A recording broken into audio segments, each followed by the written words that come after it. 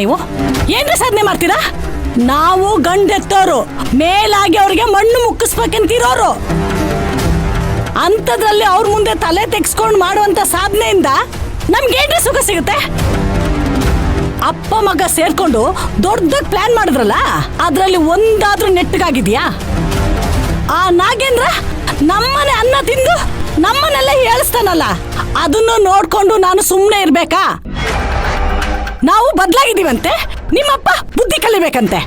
ಎಷ್ಟು ದಿಮಾಕ್ ಇರ್ಬೇಡ ಅವನಿಗೆ. ಒಂದು ಪಿಡಿ ಕಾಸು ಸಂಪಾದನೆ ಮಾಡೋ ಯೋಗ್ಯತೆ ಇಲ್ಲ ಅವನಿಗೆ. ಮನೆ ಅಳಿಯನಾಗಿ ನಾಯಿ ತರ ಅಲ್ಲೇ ಬಿಟ್ಟಿದ್ದಾನೆ. ನಮ್ಮನ್ನ ನೋಡಿದ್ರೆ ಹೊಗಳ್ತಾನೆ. ನಿಮ್ಗೇನು ಅನಿಸ್ತಿಲ್ವಾ? ನಿಮ್ ಒಳಗಡೆ ಇರೋ ರೋಷ ದ್ವೇಷ ಎಲ್ಲ ಸತ್ತೋಗಿದ್ಯಾ ರೀ? ನೀವು ಗಂಡಸನ್ರಿ. ರಾಜೇಶ್ವರಿ, ಸುಮ್ನೆ ಮಾತಲ್ಲಿ ನಿನ್ನನ್ನ ಕೆಣಕ್ಬೇಡ. ಇಷ್ಟು ದಿನ ರೋಷ ದ್ವೇಷ ತುಂಬಿಕೊಂಡು ಎಗರಾಡಿದ್ದಕ್ಕೆ ನಾವು ಎಡಬಿದ್ದಿರೋದು. ಇಲ್ಲಿವರೆಗೂ ನಾನು ಕಾಳಿಂಗನ ಮಗನಾಗಿ ಯೋಚನೆ ಮಾಡ್ತಿದ್ದೆ.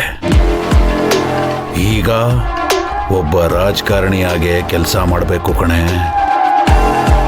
ನೀನು ಅಂಕಿತಾನ್ ಹಿಡ್ಕೊಂಡು ಪದ್ಮಿನಿ ವಿಷಯದಲ್ಲಿ ಏನೇನು ಆಟ ಆಡ್ತಿದ್ಯೋ ಹಾಗೆ ನಾನು ಒಂದು ಯೋಚನೆ ಇಟ್ಕೊಂಡಿದ್ದೀನಿ. ಈ ವಿಚಾರದಲ್ಲಿ ನೀನು ಒಂಥರ ನನಗೆ ಗುರು ಇದ್ದ ಹಾಗೆ. ನಿನಗಿದ್ರ ಬೆಲೆ ಈಗ ಗೊತ್ತಾಗಲ್ಲ, ಮುಂದೆ ಇದ್ರ ಪರಿಣಾಮ ಏನು ಅಂತ ನಿನಗೆ ಗೊತ್ತಾಗತ್ತೆ. ಇಷ್ಟು ದಿನ ನಡೆದಿದ್ದೇ ಒಂದು ಲೆಕ್ಕ, ಇನ್ಮೇಲೆ ನಡೆಯೋದೇ ಇನ್ನೊಂದು ಲೆಕ್ಕ. ಇವ್ರೆಲ್ಲರಿಗೂ ತೋರಿಸ್ತೀನಿ ಮುನೇಂದ್ರ ಏನು ಅಂತ. ಕೃಷ್ಣ ಬೇಡ ನೋಡು.